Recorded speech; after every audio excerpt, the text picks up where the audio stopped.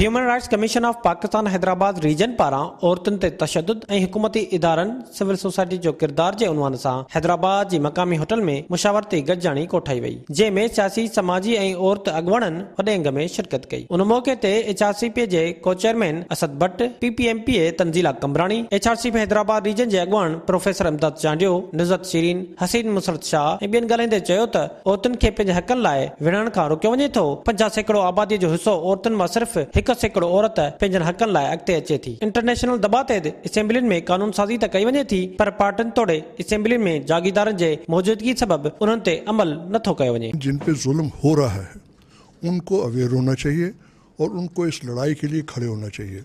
जब तक वो खुद खड़े नहीं होती या नहीं होते, उस वक्त तक किसी भी सूरत को ख़त्म करना तकरीबन नामुमकिन या बहुत मुश्किल होता है।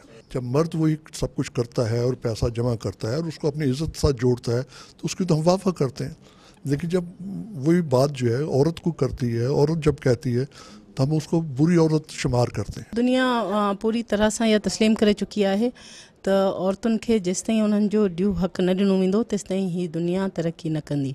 असां हाणे इहो असांजे नंढनि इलाइक़नि खे सम्झणो पवंदो त औरत बैकबोन आहे हिन मुआशिरे जी, छो जो असां हिन पाकिस्तान में 50% आहियूं।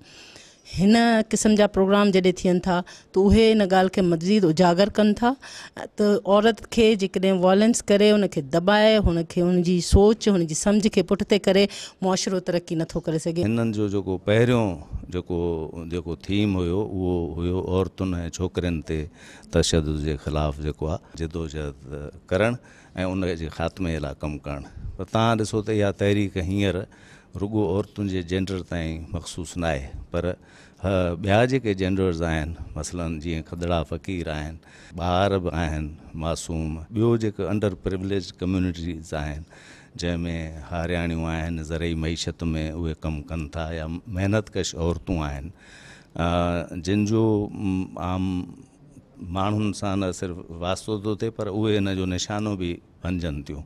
त इन्हनि जे ख़िलाफ़ु हिकिड़ी ये मुहिम आए तो इन्हनि ॾाढा इनके ख़त्म कजे। ज़रूरत ये कि पूरे माशरे को ख़वातीन के मुतल्लिक़ कवानीन, इंसानी हुकूक के कवानीन का पता होना चाहिए और उन पर अमल की बात करनी चाहिए।